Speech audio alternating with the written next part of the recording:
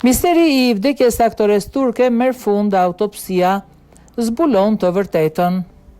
Pas javësh spekulimesh dhe dyshimesh rreth vdekjes së aktores turke Ece Irtem, autoritetet kanë zbardhur shkakun zyrtar të ndarjes së saj nga jeta.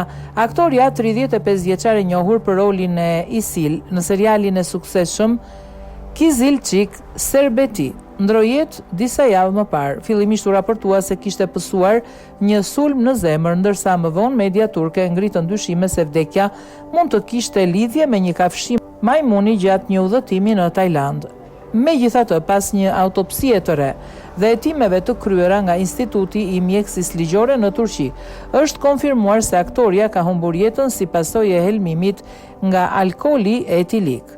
Raporti mjeko-ligjor zbuloi se në gjakun e aktores ishte konstatuar një nivel shumë I lartë alkooli, rreth 395 mg për decilitër.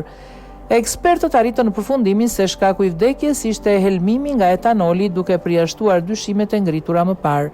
Familja e aktores kishte kërkuar që të hetojë dhe mundësia një komplikacioni të shkaktuar nga një kafshim majmuni, pasi në krahun e saj ishin vëre disa shenja pas kthimit nga pushimet në Tajland. Për këtë arsye, avokati I familjes kishte kërkuar që autopsia të përfshinte edhe analiza për infeksione të mundshme. Nëna e aktores kishte rrëfyer se një natë para tragjedisë ajo dhe vajza e saj kishin marrë pjesë në një fest ditëlindje. Sipas saj, aktoria kishte konsumuar një sasi të madhe alkooli, ndërsa përdorte edhe medikamente të forta kundër depresionit. Ajo tregoi se mëngjesin pas festës e kishte gjetur të bijën pa shenja jete. Me publikimin e raportit përfundimtar të autopsisë, misteri që shoqëroi vdekjen e aktores turke duket se ka marrë fund, ndërsa versioni për kafshimin e majmunit është përjashtuar nga autoritetet.